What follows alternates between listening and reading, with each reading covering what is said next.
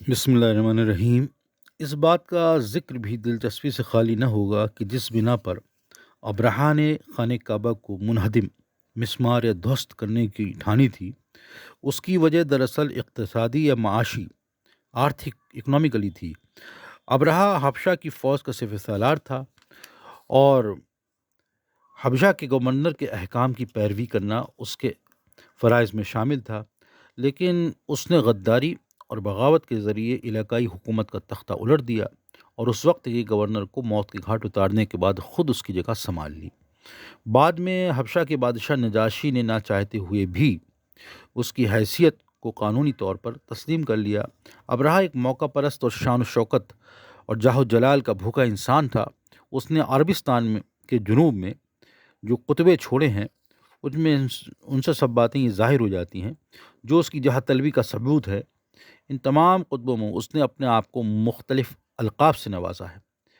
اس خود پسند شخص نے بین الاقوامی انتراشٹری تجارت کا جو مرکز، سینٹر، کیندر تھا مکہ، وہاں سے صحرائے عرب کے جنوب میں واقع صفا نامی شہر میں منتقل کرنے، اس کو ٹرانسفر کرنے کے لیے وہاں ایک نیا کعبہ بنانے کا منصوبہ بنایا۔ پھر بھی ابرہہ کا کعبہ کلیسا کی شکل میں تھا، کیونکہ ابرہہ عیسائی مذہب کا پیروکار تھا۔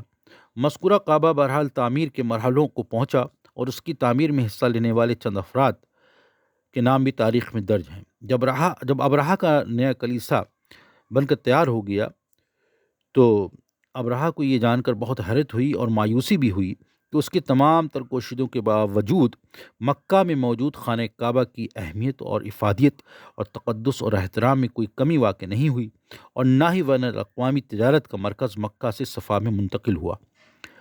لہذا اس نے جھنجھلا کر ایک بڑی فوج کے ساتھ مکہ پر حملہ کرنے کی ادھر پیش قدمی شروع کر دی، تاکہ اپنے منصوبے کو شکست اور اس شکست سے حاصل ہونے والی خفت، شرمندگی اور خواری، بے عزتی کو مٹانے کے لیے خانہ کعبہ کو صفحہ ہستی سے مٹا سکے۔ اس لیے وہ چلا۔